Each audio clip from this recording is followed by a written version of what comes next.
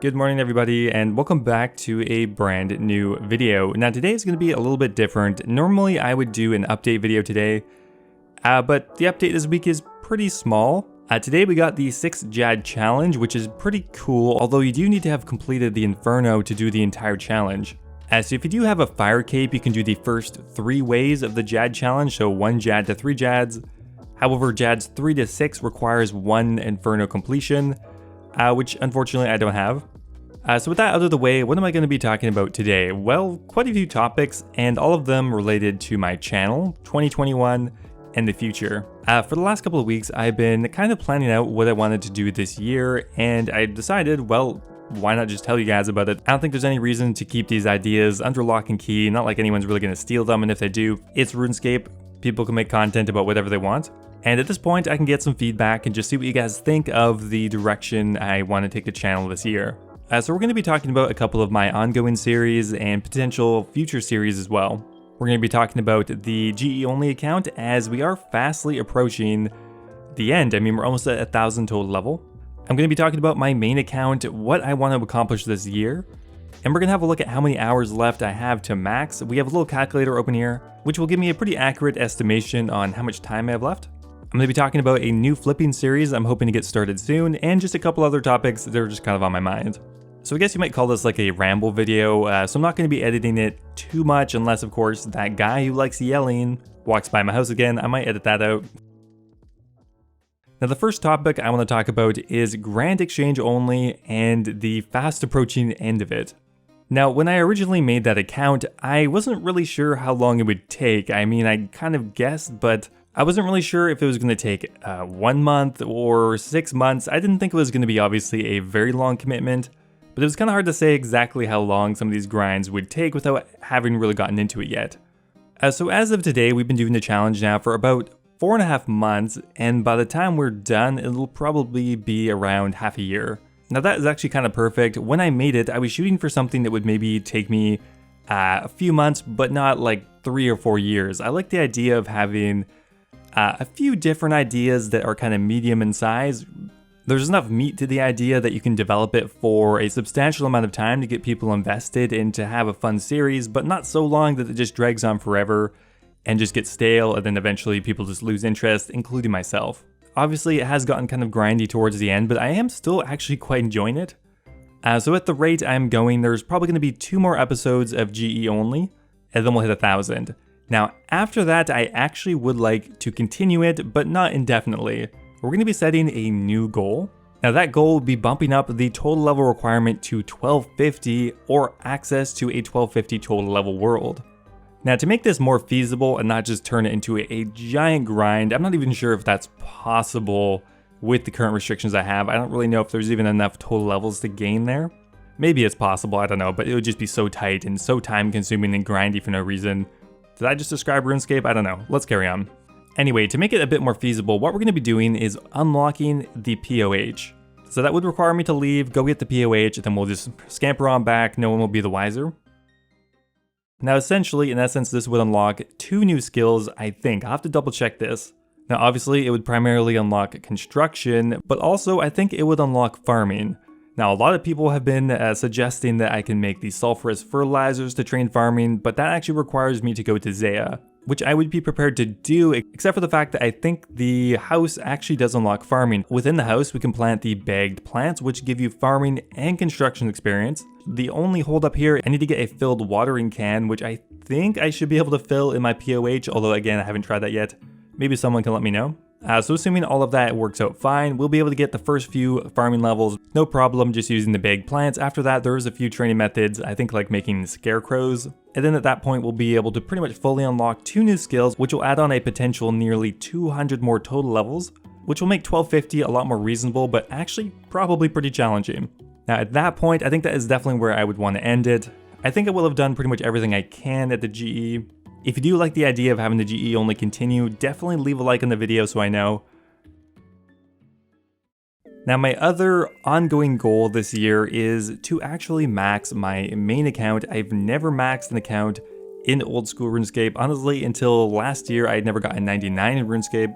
As we are making good progress, but we obviously still have a ways to go. Now open here I have a really interesting time to max spreadsheet, again made by Vorpal, really useful. So this is up to date pretty much as of the end of my last main progression video.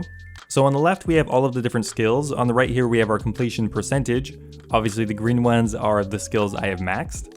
Now this column here is your experience rate. This one is variable and I can go ahead and change it. For example, for woodcutting, if I think I can get up to 80,000 experience per hour, I can change it and my time to max will also be adjusted. It actually defaulted to 73,000 for all of them. I just didn't bother changing it for the skills I had already maxed because it didn't really matter. Now the CML rate, I believe is Crystal Math Lab's rate, and it's probably out of date, but understandably will also be much quicker because this will involve the EHP rate, which is the quickest possible way to train the skill. For example, woodcutting apparently you can get up to 200,000 experience per hour if you take manipulate, but I'm not going to do that, so it doesn't really matter for me. So currently, my time to max using my custom experience rates is going to be around 1,200 more hours, which means I am fairly substantially over the halfway mark time-wise, but I'm not really sure if I'm quite 2/3 of the way there. So right now we still have to max woodcutting, fishing, fire making, smithing, mining, agility, thieving, slayer, runecrafting, hunter, and construction. Now it is definitely possible I could max quicker than this if I get around to doing any tick manipulation, or even just focusing a bit harder. I think I could max quicker. So here's my plan so far. So for woodcutting, I'm probably going to be doing the Celiosept mushrooms at least for a while. That should get me around 80,000 experience per hour, and is one of the quickest non-tick manipulation woodcutting methods in the entire game. Next up here we have fishing, which I put in at 80,000 experience per hour. That is possibly a little optimistic. It's really going to depend on what the new fishing boss is going to be like. I am hoping to do a lot of that, and I think you could get up to 80,000 experience per hour, but it's not out yet, so we'll have to see. At these rates, I have around 150 hours of woodcutting left and 130 hours of fishing. Fire making is a pretty quick one. We're going to be doing winter taught all the way to 99. It is technically quicker to burn logs, which I might consider doing a bit of, but winter taught is just so easy and fairly AFK compared to fire making. Smithing will be another pretty easy one. You can get 300,000 experience or even more in some cases just by smithing gold ore at the blast furnace. Now mining is gonna suck. I'm pretty sure if I can learn to do volcanic mine, I can get actually quicker than this, so I'm gonna bump that up to 70,000. Could be even a little bit higher, I think. We'll be a little cheeky here, let's do 75,000. So right there we just saved like 40 hours, oh my god. Okay, so agility, I'm hoping to do the Hallowed Sepulchre. 73,000 was just the default, which actually seems fairly reasonable for the Sepulchre. So that means we have around 150 hours of agility. Thieving will be pretty quick as we're already level 91, only around 30 hours of Pyramid Plunder left. Slayer is slow, but we're actually already 71% to 99, which means we only have around 75 hours left of Slayer. Now as I am planning on doing a lot more bossing, this could actually be slower. Now the big one here is runecrafting. I am planning on doing blood runes all the way to 99. It is possible I do some ZMI in there as well. But at the high end for blood runecrafting, I still have around 300 hours left, which is kind of insane. We're only 15% of the way to 99, so we have a big chunk of time there. Hunter, I am looking to do herbivore to 99, which will leave us with around 75 hours left. And construction, we're going to be doing mahogany planks to 99. We already have that banked. It'll be the quickest one on the list here at only around 10 hours. So somewhere between 1,000 and 1,200 hours left to max my count. I am hoping to get a big chunk of that done in 2021. I'm not going to hold myself accountable to getting it finished in 2021 because there are other things I want to do. But definitely rest assured, I'm going to be tackling some of these big grinds this year. Alright, so now for a couple new exciting things that I'm hoping to start this year or maybe even sometime in the following year. Now the one that is probably nearest is my new flipping series. Now I know a lot of people really enjoyed my free-to-play 2 max set flipping series, as still gets a lot of views, it was really popular. Well, I kind of want to do the same thing except now for pay-to-play. Now when I say max set, I mean the most expensive item that will fit in every equipment slot. Now for free-to-play that was only around 60 mil. Now for pay-to-play, I mean, I've calculated it, I'm not going to tell you yet, but let me know what your guess would be down below. Just for an example here, what do you think the most expensive weapon would be? No, it's not the twisted bow, it is actually the Third Age pickaxe. That thing is slotting in here somewhere between 1.5 bill and 2 bill just for the weapon slot. Obviously this is going to be a very long-term series, and I actually already started it about 2 months ago. I'm not really sure when I'm going to start releasing episodes for it, but I want to get a lot of footage in advance. But the one thing I really want to avoid that started to creep into my 1GB2 Twist-a-Bow flipping series is just repetitiveness, just tons of episodes spanning years. I would like to condense things into quicker, fun, engaging videos instead of just having a giant flipping log that just spans a year or two. I really want to make this a lot more like my last flipping series, just clear, easy to look at, with obvious goals, so I want to take some time to make sure I do it right, but rest assured I've already started on it. So I might release the first episode maybe the next month or two, and then going forward may release an update to it every 2 weeks or maybe even a month.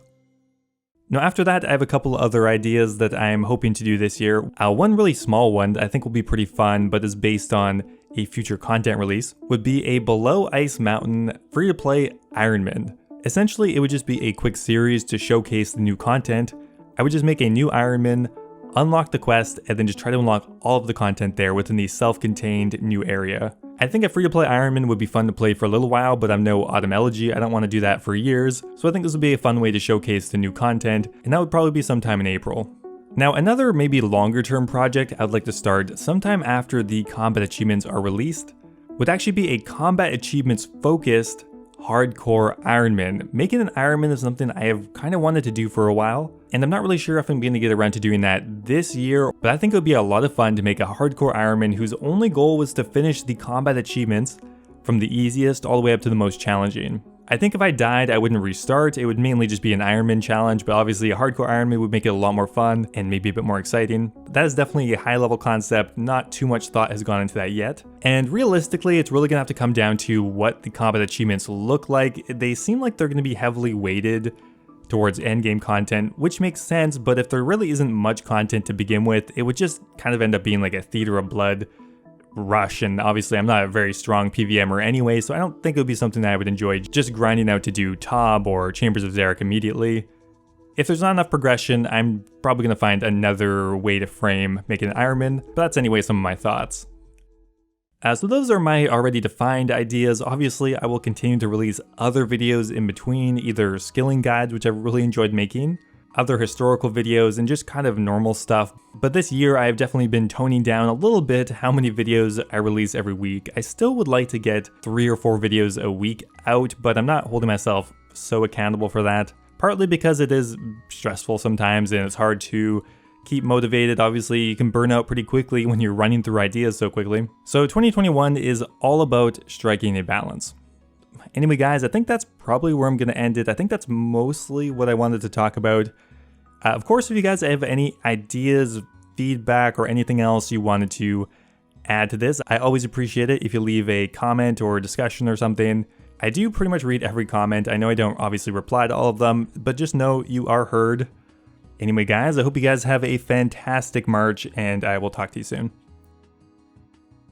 Anyway guys, before I go here, I want to give a huge thank you to all of my members over on YouTube. Thank you so much to Timothy Chen, Cappy, Guy Fox, Valhalla Lad, Brian Robinson, Brad Sings, Ocelot, and Kush Patel for all subscribing at the Dragon tier. Thank you guys so much. I'm literally going to lose my breath trying to say all those at once. Also, another huge thank you to Birdbot, Red Kamikaze, and Base Titch. As always guys, if you're looking for a way to support the channel, becoming a YouTube member is a really awesome way to do so. You can become immortalized in my future videos, get access to my video release schedule, and of course get a custom role in my Discord server. Thanks again guys, and I'll see you next time.